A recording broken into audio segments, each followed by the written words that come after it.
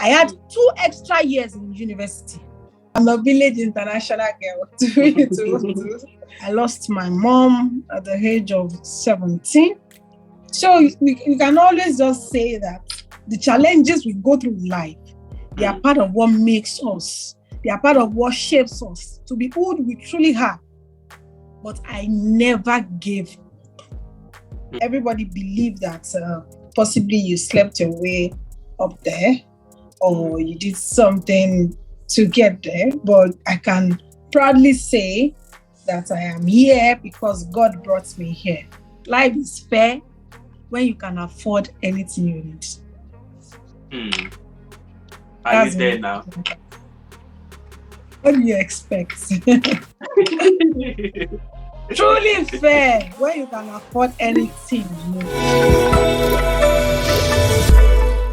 Hello friends, I'm so happy to bring you the maiden edition of the Ambassador of Hope series, and my guest today is Tomori Simisola, who happened to be a financial director in a very big international company and also the CEO founder of Simabel, which is a very big company in Lagos, Nigeria. I'm going to be interviewing her and discuss how she came from nothing, from losing her mom, her world crashing on her, and how she became very successful at the age of 30. So join me as we go ahead with the interview. You are going to definitely enjoy the discussion. Someone is going to be fired up and reignited to go back to that drawing board and get back to work on your vision by listening to this energetic, vibrant young lady. Once again, I'm your host, Bemiga Peter Olubayo, the young man who is happy to be part of your success story. Okay, so Simabel, I know that you are very busy, so thank you for honoring this invitation. I'm so glad. I know that a lot of people like myself, I'm inspired by your story, and I'm just so happy to be here today. So before we dig deep into the story behind this young, vibrant, and successful lady, Simabel, do you want to tell us about the story behind, like your upbringing and any other thing you feel we should know right now? Thank you very much, Peter. Thanks for the opportunity. I'm very grateful. And concerning my upbringing, I was brought up in Ilesha, Osun State. I'm a village international girl. So in Ilesha. I attended my primary school, secondary school in Ilesha. And my dad is a child of God. I was brought up in a Christian home. My mom is a woman that is on fire for God as well.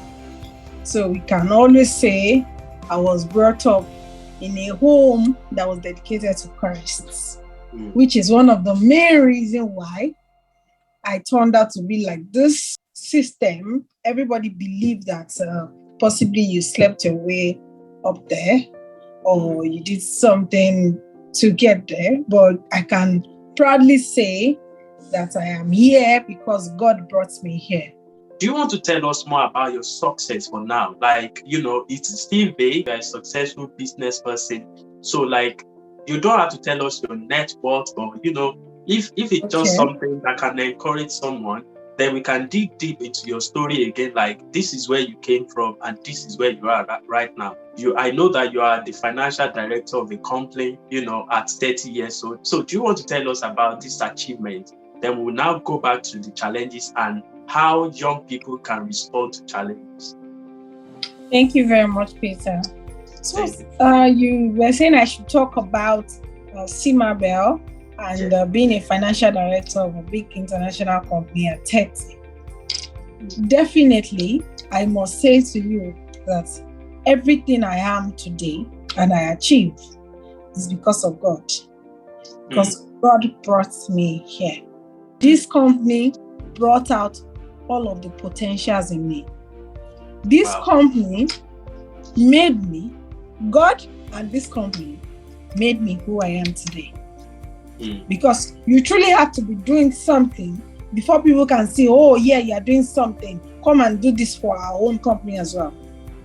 If you are not doing good for yourself, nobody wants to bring you in into their own.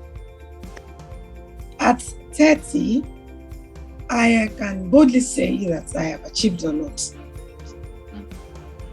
Simabel per se is a limited liability company that deals in various kinds of things. It's a limited liability company that has over 33 businesses registered under it. Okay.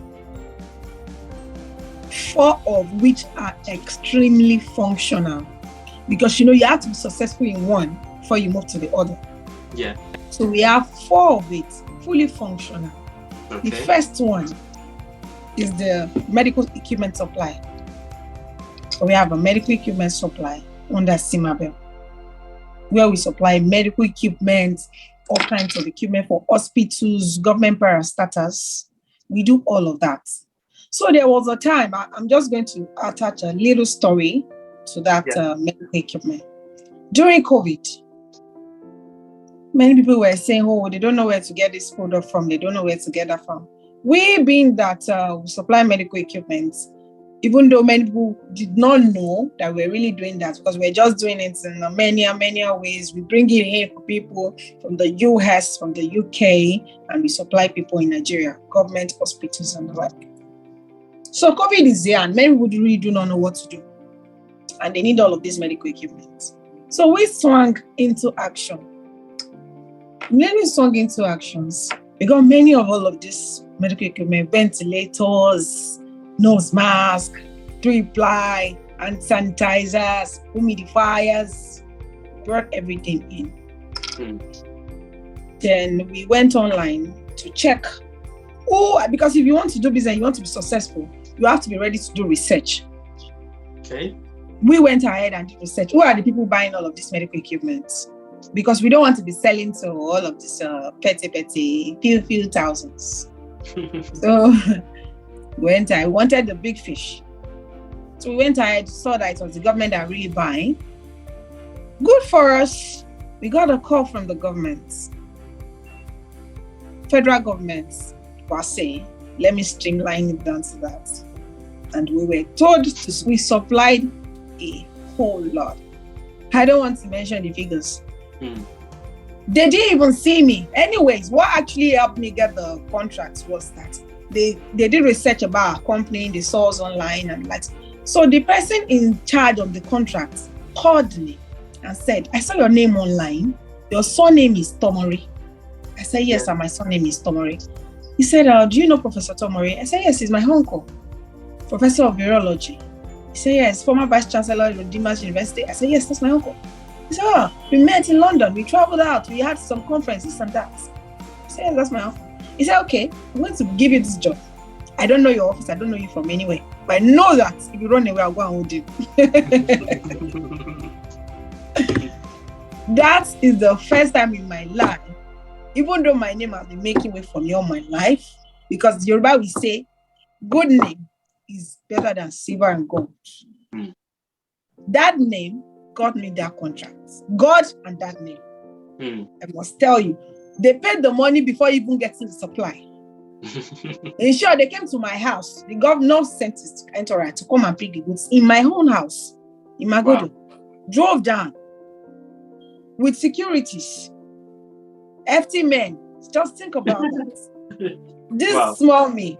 Yeah, so that's interesting. Yeah. Yes. Yeah. So there are a whole lot of success stories, breaking forth that God, you see the contract with the CBN, you see countless. I can say in our business, the first big breakthrough we had was with an international school in the US. Okay. It wasn't a direct contract per se, because I'm going to be extremely truthful with you. Okay. It was somebody that got a contract from them and contracted it to us to do for him. This supply I'm talking about was more than 900,000 pieces. When I'm talking about pieces, try and calculate 200 naira in 900,000 pieces. That one, money. definitely that's not our profit, because that's the cost product. It's from that money that we are going to get our profit, and so that people will not go and be doing the calculation and be like, of course, yeah. So you can just imagine that. And all of this success came through what? Consistency. Wow. Yes. Wow. You know what? I have been thinking about consistency, over a couple of weeks now. And yeah, I won't go into that now, but I've been looking at the power of consistency. Because, a lot of us want to start big. We want to get that big contract. But we forget that by doing little, I want to believe that is what you are talking about, isn't it? Yes. You're very right. So consistency, as I was saying, was what got me to where I am today. And God. Because this said client that gave us this contract for a university in the US, my office is in Ikeja, Lagos. So imagine me supplying a university in the US. See the distance. Yeah. This man was searching for who can do wristbands and the likes on Instagram. He's not, in fact, if you see his profile, you will think it's a fake page. Because he had just like five followers. He had 100 following. 0 posts. It was like all these fake pages. You see, he just called me. I was serving in Kaduna then. Just called me and told me, yes, sir. He went online. He's looking for someone that can do wristbands, pens, key holders, many petty stuffs. Face cap, this and that. He said the face cap will be in about 300,000 pieces. The pen will be about 280,000. All those. Yeah. But you know one thing in business, and as a young person, if you don't prepare before the breakthrough comes, there's no way your mind will be able to carry the expectation that you are going to get. Yeah. You have to be prepared. Because in my mind, I did the figure that time, how much was my alawi? It's a thing I can always tell the man I can't do it because I'm scared. What if all of the goods go missing? That means my enemy would have been in jail for the rest of my life now. Yeah. This is a whole lot of money we are talking about. This man doesn't even know me. He has not even seen me before. But he's already discussing all of these things with me. What did I tell him? I told him, yes, you can do it. This man was like, I like your courage. I like someone like this. I was feeling myself, I'm already busting this man's brain. I told him, I said, sir, that production is even small. You are talking about everything you want to get is about a million pieces, right? All together. We can do it. We are the number one company that does all of that in Lagos State. The man was like, where are you? Your mouth is too sweet. I said, sir, this is not about my mouth is sweet. Can you just test us? We just want to see. If I'm lying, the man said, okay, no problem. The man said, hey, I will see what I can do about it. The man went for like 2 weeks and refused to call me. That is where persistence comes in again. Yeah. I'll be calling him, won't pick my call. This is my breakthrough. You know what I did? In my room in Kaduna, I was in the room for 3 days, praying and fasting. That God, if you will not bring this contract forth, I'm not going to break my fast. And I don't mind dying on this fast. You're not going to answer my prayer. During that fasting on the second day, the man called me himself. I started telling me, sorry, he's very sorry. He's a very busy person. I said, sir, I have been calling you. I did all this thing for you. I gave you quotation. You ran away. I have ways of talking to my customers that they will just be laughing. I said, sir, you just eloped. You forgot me. Did I offend you? The man said, no. Hey, we'll talk to me later. I called him later in there and I told him, sir, where are you? He said, it's in Abuja. I said, I live in Kaduna. First thing 7 a.m. tomorrow morning, you see me in your house. I don't even know this man. Early in the morning, I took the next bus to Abuja. When I saw the man, this is another thing I want to say here is that you don't look down on anybody because you don't know who is who. In the journey of success, you don't take consistency for a joke. You don't take persistence for a joke. And you don't look down on anybody whatsoever. Because that person might be holding the key to your breakthrough. Wow. Immediately I saw this man, I was in my mind. I was like, who is this? Does this man even have 10 naira? Because the way he was looking, he just picked me, just said, come inside. He just said, he owns all of this place. I said, eh? You own all of this old big place in Abuja? I've made it in life. This man just opened the spreadsheet of this contract and showed me everything. So, we are in for a real job. We did this man delivery, we did everything. With the help of God, there was no itch. No itch. That is one of countless. How many do I want to start saying? But consistency, persistence, and not looking down on anybody, putting God first. Yes, I learned that from my parents. My parents put God first in everything. My dad, God, damn man, he's 88 now. My dad is 88 now. And he believes in God. In short, this morning, I was still fighting him on the phone, telling him to stop fasting. Why are you fasting at 88? Why? I can talk about God on and on and on for the rest of the day. Yeah, I think. So let's go to the next question. Yeah, so thank you so much for that. It's elaborate. Okay, let's go back to this. So you haven't told us about what happened immediately your mom died. I cut you short that time. Do you want to talk about the struggles? Then that would lead me to the other part of the story. I believe my viewers would like to know. Definitely. So thank you for that question, Peter. So when my mom died, the story is long. I'm just going to cut it as fast as possible. It was.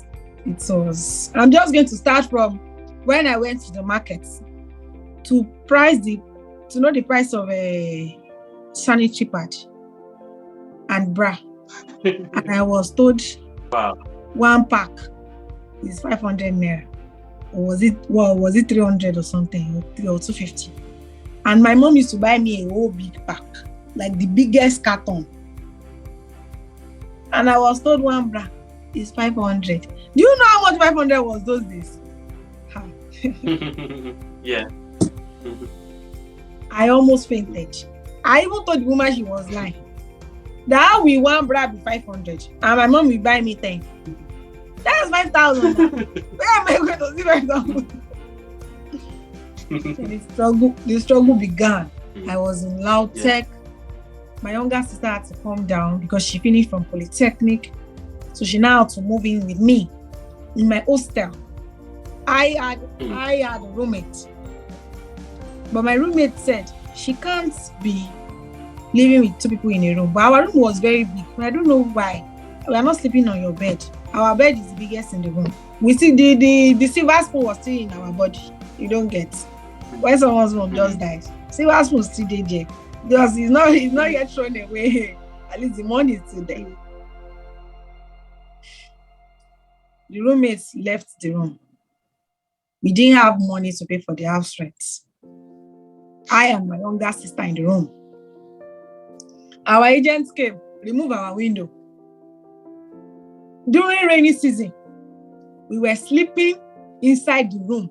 Rain will be full. Oh God, these are bad scenes. God. It's really painful for me remembering all these things, for real. Because we went through hell.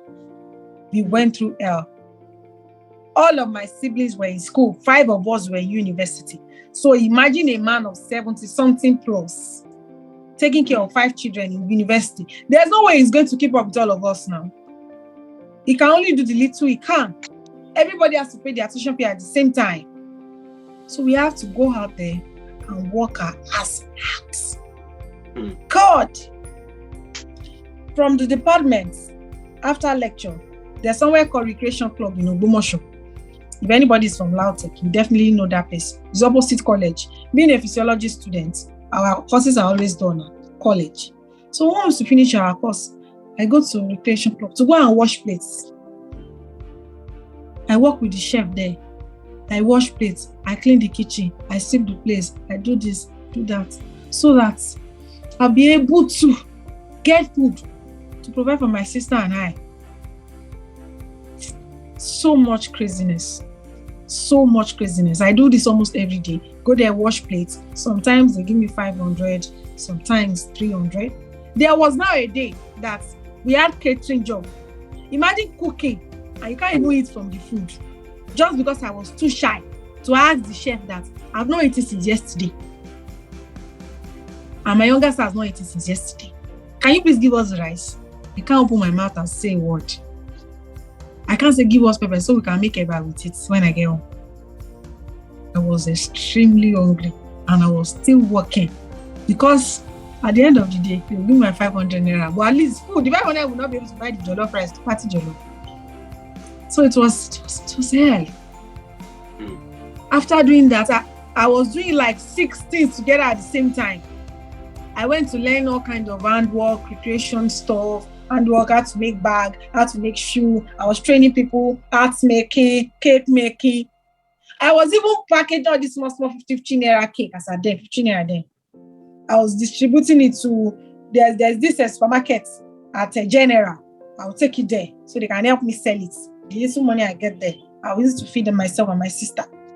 Because from school, that one was not really a business person. She was still having the sports because she's the last one of the family. So indirectly, I have to take care of her. It was crazy. There are days I have to stand in front of my hostel, standing for like 40-50 minutes, waiting for people because I had money before my mom died. So I used to be very nice to people. So I stand in front of my hostel, waiting for any of my friends to pass. So I can collect 20 naira, 15 naira from them. So that I can make stew with it. It was that bad. So much.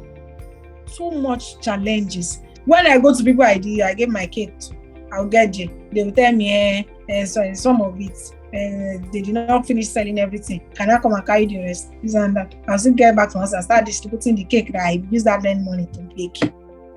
And beginning to so it does not waste. Wow. I had to be collecting catering jobs from every department. I know how to cook. Come and give me award nights. They'll give me their food. I'll cook it. Me alone. I'll cook a bag of rice.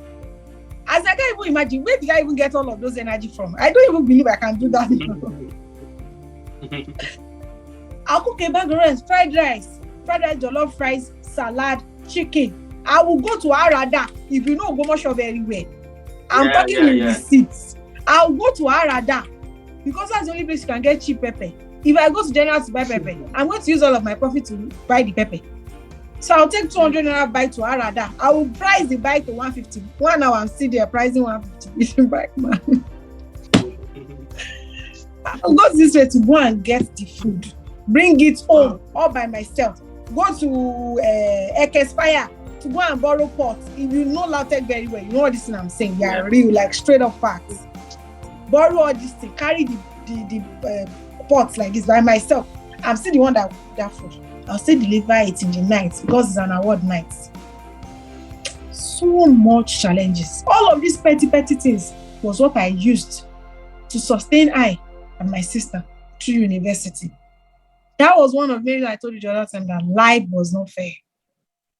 It was not fair at all. The other agents, the other landlord sent us out. That one is another one. If you're able to pay for this year, we will also to get another year rent. This other year rent. How will you get the other year rent? You know how many years in school from 100 level to 500 level? Yeah. Talk less of the extra year I had due to the fact that I had extra courses for my 400 level first semester that I did not finish doing. I had 2 extra years in university. Wow. Double extra year, not even 1. Because I could not finish doing all of those courses. I had to be spreading it under my courses. My mates graduated class 14, 2014. Wow. It was crazy. Oh, Peter, it was really crazy. Those are really sad times. Yeah. So now I understand why you said life is not fair. Yeah, I quite understand now. But now, if you were to look through the window today and look at the world, how successful you are, is life still fair?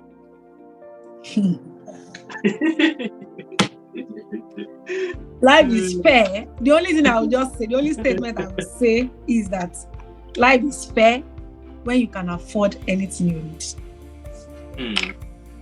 Are you there now? What do you expect? Truly fair when you can afford anything you need, when you can afford to eat anything you want, when you love a car, you can buy it, when you want something, you can get it. Yeah. When you feel like you just feel like very so amount and you can buy it. Anything that you don't have to look to anybody to get a dime from them. Life is truly fair at that time. I get what you mean. All right, so thank you so much for that again. I'm sure a lot of people, your story must resonate with a lot of people. While I was in school also, like I believe this is another story for another day, but you might not have the opportunity to. I know you have to hear the side of the story again. So we were not rich, but we're not poor. Okay, so we're just in the middle. We're doing all right. So while I was in, I think 100 years, 100 level going to 200 level, the custom impounded my mom's good. So and that was all we were living on. She was the breadwinner of the family. So life became so hard for us as well. And literally, I had to also myself through school, kind of, because you can't be troubling her. It's just so obvious that she can't do more than she's doing right now. Yeah. So, but thank God for where we are today. Yeah, we appreciate God for that. Now, what I want to so now, which is very important to me. This question is very important to me. Now, looking back at those days while you were struggling, number one, did you see yourself being successful? Did you have a vision? Did you see yourself like, despite all the struggle, you can still make it? Do you have an inch of this picture you have today? In your mind, was it there? Was it real? Did you have to write it down? Did you have to remind yourself? You get what I mean? Was that vision there? Did you ever imagine that you will ever be successful in life despite all that happened to you? And if you don't mind answering it together, so what would you like to tell someone going through the same struggle today? Okay, someone who lost someone that the breadwinner very early in life, or orphans, or people who just for reason beyond their control, like the country we were raised from, are going through hell on earth. What do you have for them? But let's talk about, did you see yourself being successful? Do you have that vision of success despite all that was happening to you then? Thank you so much, Peter, for that question. I'll just tell you that I was an hard worker. I was an extremely hard worker. I work so hard, and I believe and talk as if I've already achieved everything. I speak into my presence. I speak into the future. Every time of my life, if they say write a prayer in churches and that, me, I'll write that I've already have so amount. In short, it might be my friend that gave me 1,000 naira to eat that day. Okay. But I act like that. I dress for it. With the little I have, I dress for success. I appear like a successful person. If you were truly in the picture of all of these scenarios I was telling you, there is no way on earth you will see me and say I was going through that. I looked so successful. I looked so good. I try as much as possible, streamline to my hairring, my clothes, my everything. I make all of it myself. So I go for the low cost and make you look glamorous in your presence. So I have this kind of vision stereo. Like I already lined everything out. That before so, I'm going to have this. Before this, I will have this. Before I am 30, I will have this. Before I am 25, I will have this. I was pushing hard for all of these things. When I was in 500 level, I organized a training for my departments where I got all kinds of products, all of them, my crafts that I have been learning from 100 level. With all these vocational training people, cake making, everything. I did flyers, colored flyers. I don't have like a poor person. I don't do white and black. I may not have money. I'm mostly, but it has to be excellence. That's why if you see Simabel logo, you say Simabel excellence. Excellence is under it. It has to be excellence. Even though I was not yet at that level as at that time, I was acting in an excellent way. I borrowed the money for the canopy from my brother, Dr. Tomori. I borrowed the money for the flyer from him. I have not paid him back that money till tomorrow. Because I'll remind him. Because guess what? I did publicity everywhere. We did jingles. There was nothing we didn't do. We did record keeping, collected their name, which is what new business owners of nowadays are now doing. Collected their name, their email address, their phone number. We called them for the events. Guess what? Nobody came. Wow. Nobody showed up. Rented chair, money gone. Rented table, money gone. Flyers that I did with over 10,000, gone. You know the amount of 10,000 that time because our tuition was even 40,000. So that was close to half of the tuition fee for a semester. Nobody showed up. But I never gave up. I never gave up. I don't have a giving up spirit. I don't give up. I don't give up. I can never give up. No matter what comes my way, I don't ever give up. When the end of the thing, the kind of people who started calling me, when are you returning now? Nobody came for me. I used to come back the canopy and everything. I just knew that at least I put the sticker everywhere, the flyer everywhere. The other trainings I've been doing before that time, people came. So I don't know what happened to this one. I'm not going to flog myself because nobody came. So I dust myself up and fired on. On to the next, which is what successful people are supposed to do. You don't break your neck because something already went wrong. So I had all of my visions lined out. I have a book where I write all of it. Wow. In short, till now, even be anything I wanted to get in my life, if I want to buy a land, if everybody's buying 1 acre, I want to buy 2 acres. My husband will say, babe, let us just buy them. No, let us buy 2 acres. Don't worry, we'll pay. Because I have this kind of, anything can happen. I can achieve anything. Which is the main reason why I'm here today. I even have sticky notes. I write everything there. I stick it out. I stick it in the wall in my room. I'm going to achieve so amount as a so date. So. When that time comes and I did not achieve it, still fire on. So anybody going through any challenges, going to your second question now, see they lost a loved one, they're already trying to give up on life, they are trying to run into depression. Man, the first step to breaking forth, I don't know about any other person's mindset or beliefs. The first step to breaking forth into any form of greatness is to give your life to Christ. Is to give your all to Him and be ready to serve Him. Because if you serve God, He's going to reward you beyond your own imagination. Since you can't even imagine. Which is the first step to your greatness. Because you know, the scripture, people used to say something, pray as if you don't walk and walk as if you pray.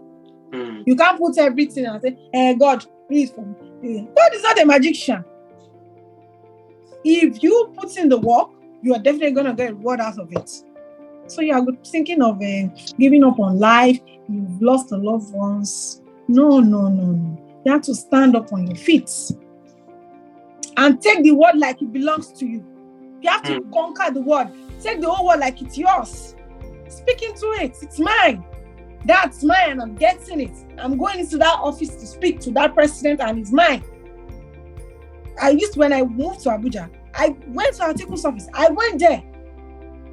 I have some of his aides contacts on my phone, my WhatsApp. When I was serving Kaduna, I went to Erufai's office. I deal with the people on the high because I'm an excellent person. That's great. I look at the high people. People say, you went to Erufai's office. He's a Muslim. What's my own with the Muslim man? I went there. I need this contract for my life. I need this. Even if I don't get anything out of it now, I'm still definitely going to get something out of it. Because that relationship is still going to break me into something. No, you don't meet anybody by mistake. God have decisions for anybody you meet in your life. So everybody and anything that happens in your life, you first have to believe that is how God wants it. Because when my mom died, I almost gave up on God.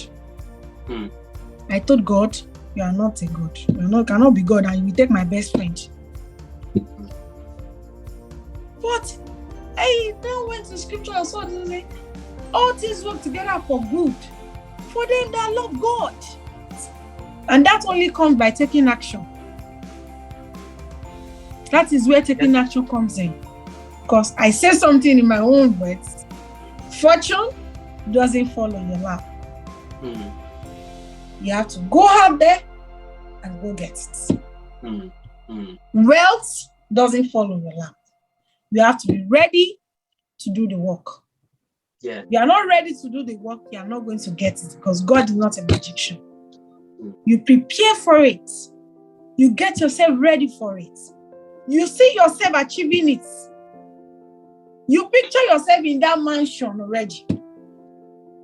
You see, in the next 2 years, I need to be in the US. I see myself, I'm already in the US. I'm already cashing out. That's how I used to think. The step I have for myself, the plan I have for myself now for the next 3-4 years, I'm already connecting with people in that line that I've not even gone to the place. I'm in Lagos. I'm in Ikeja. But the people that are already in the company that I need to talk to you or this and that in the next 3 years, I'm already bringing them into my circle already. They are already in my favor. If I make a post on Instagram, they will be the first to like it. And I don't even know them from Adam. I went online, searched for them, and connected with them. That's it. Thank you very much. Oh dear. When we started starting this interview, we're thinking it's just going to be 10 minutes. You thought 30 minutes would be too much. And I'm sure you are ready to fire home for the next 1 hour. But I would like to release you. I know you are. This is a story that we can't compress to 20 to 10 minutes. I'm trying to see whether having a support system in place when you are going through this struggle might help you not to give up. In your own case, did you have any support system, anybody you can talk to, anybody that kept encouraging you, any organization, anything at all in your life, or there was no one and you just had to, do everything by yourself? There was definitely no one apart from my nuclear family. There was no one apart from my dad and my younger sister that were together, my brothers, my siblings. But were the ones there for me. Because when I'm going through craziness in that physiology department, I had, you know what it means to have a parallel. That's just like someone's CGP has crashed. Like there was a time my CGPA went to 0 point something. Well, was it my GP? My GP, not my CGPA. My GP. And to the glory of God, I still came out to second class lower. So it was God's grace that helped me not to come out to third class. God's grace and God's help. So I can tell you, apart from those people, I had nobody else to help me. And I can definitely remember, now I remember. There is a foundation in Ilesha, but I can't really pick the name. But when I went they said they give students scholarship because I needed a foundation that can be paying my tuition fee. It was really hard for my dad paying for all the 5 of us. So I was trying to take the weight off his neck. Then I went for the scholarship in Ilesha. I didn't pass. I don't know whether I didn't pass the exam or they have merit in selecting people. Because people that came they wanted to pick about 100 people. People that came for the scholarship were up to like 5,000. So they just said, I called the other man. So I met one man there and spoke to him. I don't have a mom, I'm this, I'm that, I have a younger sister. So the man and his friend, I think they have a group of friends where they help young people and the likes. So I told the man, I don't have my tuition fee, the school is about to. The man sent me 20,000 naira. And I think another time he sent me another 20K. So another time this man was driving through Ogbomosho. He parked in front of the college and gave me another 5,000. That 5,000 was a 1 billion. And leaving faith to my pastor in church. My pastor once paid half of that tuition fee. I think 20K paid it. I was extremely happy. You need to know the joy in paying one's tuition fee when it's about to close. So these people, this foundation in Ilesha, where the man is one of the team members of the foundation, once gave me 20,000 naira, and another time 20,000 naira. And my pastor in church, in Ogbomosho, Living Faith Ogbomosho, gave me another 20,000 naira to pay for my tuition fee. Those are the people that really helped me. Another time, they brought another pastor. I was always working because I'm an hard worker. I used to go to their house, take care of their children, do this and that. I called because I used to look too fine. So I called my pastor and told my pastor like that. I never chopped in yesterday as they see me. Oh, can you give me rice so I can at least make something out of the food? I'm so hungry. I don't have food. My pastor's wife told me that she doesn't have rice. I can't forget. But I'm the one taking care of your house, and I know that you have rice. Even if it's for you to give me three cups. So you cannot just generalize everybody. It was one of the former pastors that paid my tuition fee, and still at this another pastor that told me he does not have rice. And that does not mean that we've not done any other good thing to me. But at least I cannot forget that one. You get what I'm saying? You get? Yeah. So these are basically from your story now, is it safe for me to say that number one, our family, our nuclear family is the best support we can ever have, right? Okay. And number two, will it be safe for me to also say that even if you don't have all this support in place, you can still make it in life? Would that be okay? Definitely. On 100, only 3 people you need for your life to progress is God and your family. Your nuclear family, the ones that are truly sold out to God. Because we know there are some families too that they are full of people. The ones that are sold out to God. Yes, I must say that. Okay. Before we go to the final question of the day, and maybe another one coming, you mentioned the other time, I think when we started, that where you are today, a lot of people will think you have to sleep your way through it. Now, I'm sure you also posted during your 30th birthday that you have actually had some rich men came to you, about supporting you and all that, and you turned them down. What kept you going during those days? Thank you so much for that question. That was a very, very important question. Do you know that? Do you know what it takes to have somebody that can sell you, buy you, give you everything you ever wanted in the world, and for you to still say no to the person? That's it. So that's like devil put Jesus on the highest claim and say, okay, jump down. I give you your word. If you do this. You don't have food in your house, but this is somebody that has every damn thing. And you still have to say no because you are tough, because you are Tomori. What is the meaning of that? Who does that? Hey God. Do you know that there was a time, because of this question you asked me, I was working, my friend, one of my friends contacted me that there's this company in Ibadan that they are getting job for people that since I'm doing medical this thing, it's going to be a good one for me. Fortunately for me, when I got to the place, I ended up knowing that they are GNLG. You get what I'm saying? Okay. As much as people had bad experience with GNLG, me, I cashed out with GNLG because I was an hard worker. I was ready to do the work. And I was not the ones that would be going to the market and be selling to small people. I go to the, I said the other time, I go to the highest level, the highest people in the game. So the way you see me say, you need to buy something from this person. So there were people, because of this GNLG I was now doing as a then, it made me meet a lot of cream de la cream. That's how I can put them. The real people in the government. Oh God. Do you know that I go to these people's office, talk to them. I walk straight into office as if you are expecting me. You say, oh, yes, you want to meet the governor? Yes, I want to meet the governor. Okay, is he expecting you? Yes, I have an appointment with you.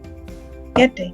These people will see me because they look at me and say, this girl, why are you stressing yourself? I will open big shop for you.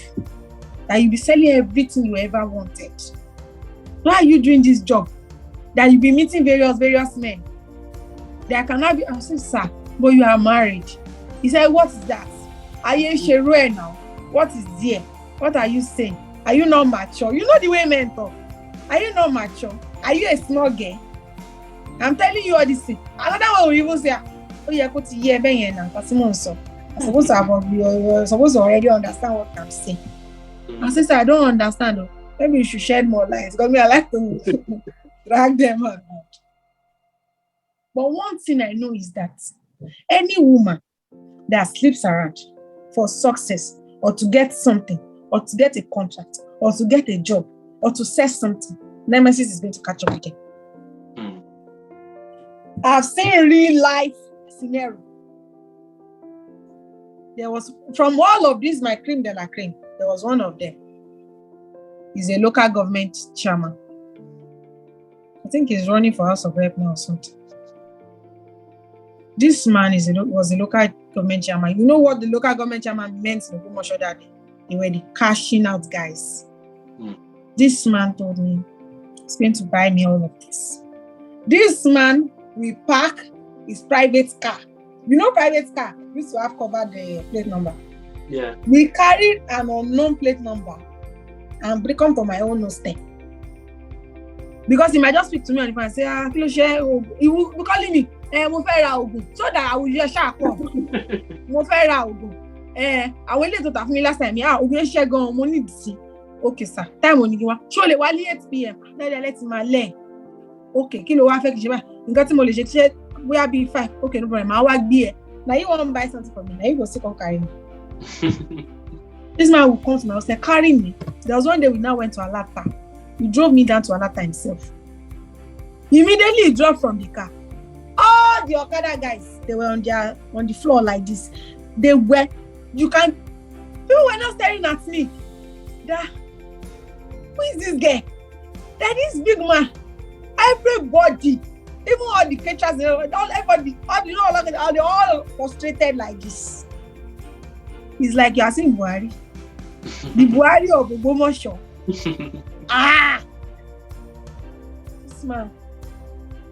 This man gave me bundles of money. He's always giving me big money when he buys the job. Gave me all the money. Overgave me the money. When I counted the money, I said, Daddy, your money has extra 30K on you. Take your money back. He said, are you sure? You this guy. What is your plan? If it's another person, they will not tell me. I said, sir, have you not paid for your drug? Can you please drop me back in general? At least you bought food for me. Abi, should I now shock you that this man's son is one of my best friends today? Imagine I gave in to this man as a den. And this man's son, he shot his first child. Now he's my best friend. How am I going to present myself to this guy and say, okay, me and your dad, we already have something? Even if he tells his dad that he's my friend, his dad will say I'm a bad person. You don't get. Because his dad will want his secret covered. But the dad say, she's a very good girl. That girl. How did you guys later meet? Kiniko. But I never told the son that he asked me out. He never told the son that he enticed me with all the good things of the earth. Just because I was ready to say no. I am not going to give in.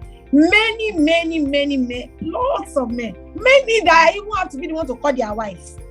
And say, what is your husband doing? I saw your contact on Facebook. Can you call him to order?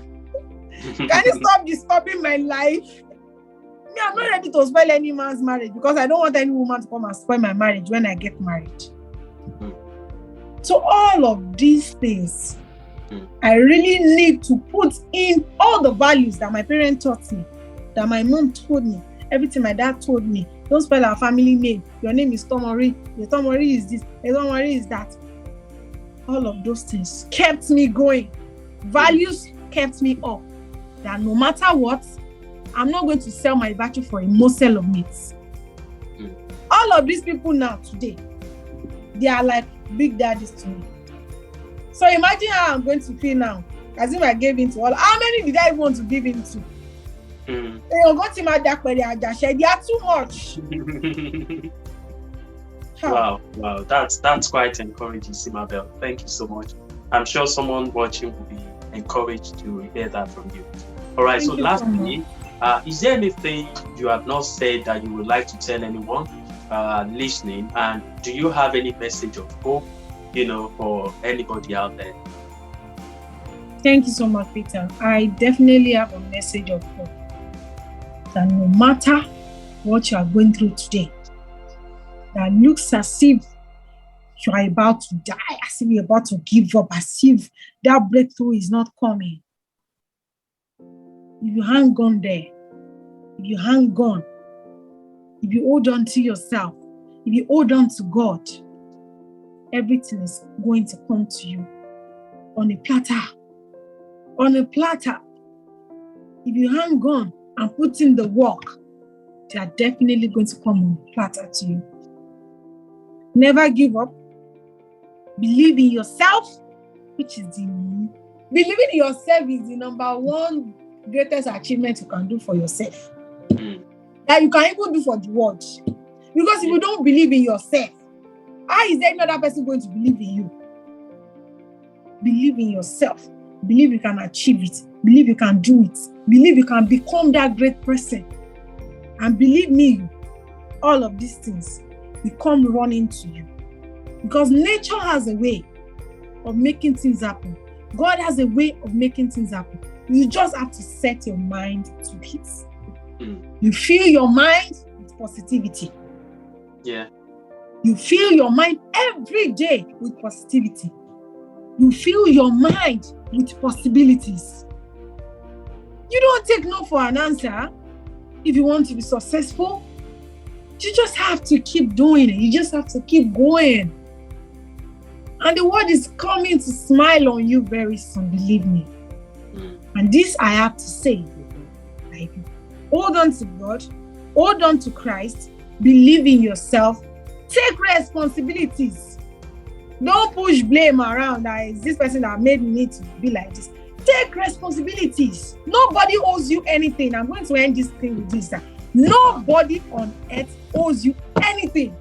You owe yourself everything. Not even your dad. Well, okay, that's a blockbuster, right?